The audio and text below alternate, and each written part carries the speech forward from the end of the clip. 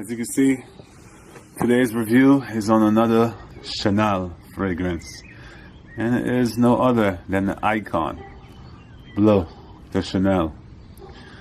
Okay, so let me just tell you a little story and how I got introduced into this fragrance. This is the first fragrance I ever smelled from the Chanel brand.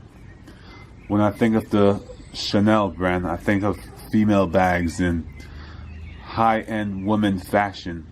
When I think Chanel, I just think women. So I was, say, overseas doing some volunteer work, and I was just going through the magazines, and you know, in the magazines you could scratch and sniff, and I scratched and sniffed and smelled some fragrance from YSL. I'm not quite sure if it was La Nuit de l'Homme. This was about 2011. So I told my man, I said, when I get back to the town, I'm buying this. He said, oh man, there's this fragrance from Chanel. I was like, Chanel? Isn't that for women, man? He's like, yo, he just laughed at me. Then he said, there's this fragrance called Bleu de Chanel. And he said every time he wore it, it's like he's just getting mad compliments with this.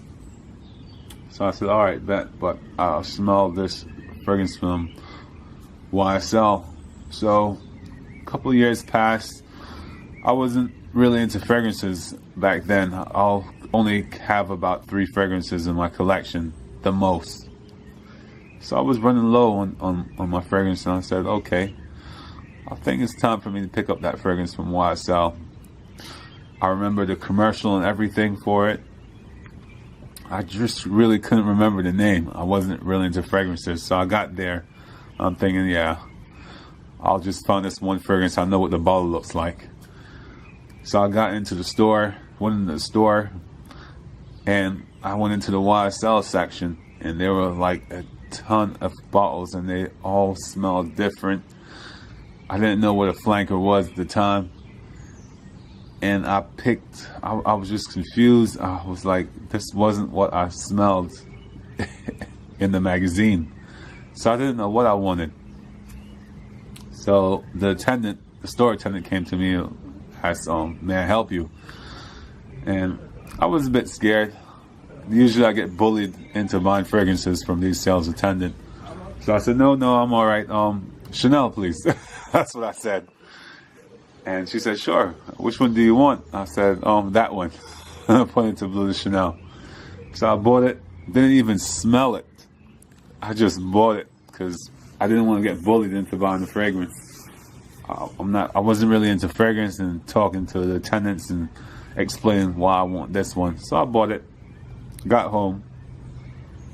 I can remember it was like yesterday. Unraveled the wrapper.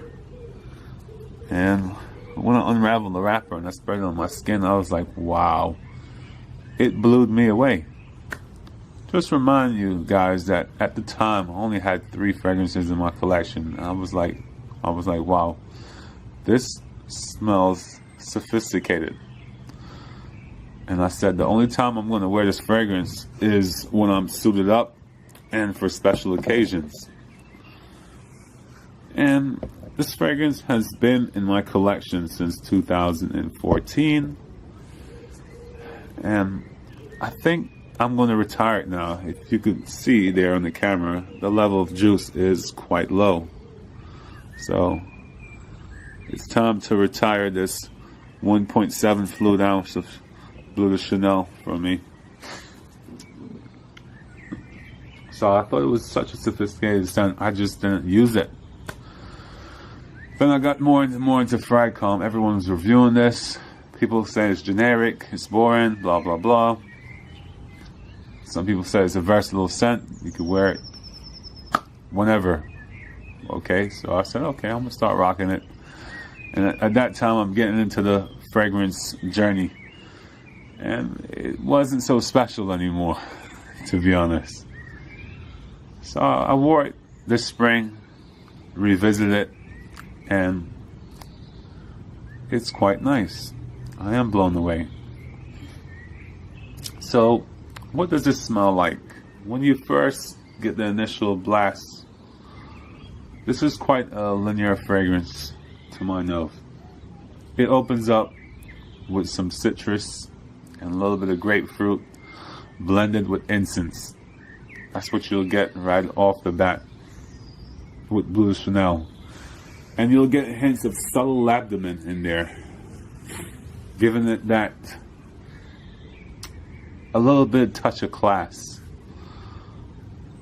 And then it dries down to, sometimes I get a harsh cedar or vetiver. And I pick this out mostly when it's raining. This is a great fragrance to wear on rainy days. And that's what you get from Bleu de Chanel. It's quite known, so I won't keep this review too long. This fragrance is known out. Everyone knows it. Every time I wear a fragrance, people ask me, is that Bleu de Chanel you're wearing? Everyone knows it. Is it the blue one you're wearing? I'm like, no, it's not Bleu de Chanel. It's blah, blah, blah. But I do get compliments with this, if you guys want to know that. Yes, it does. And this is the fragrance that got me into fragrances.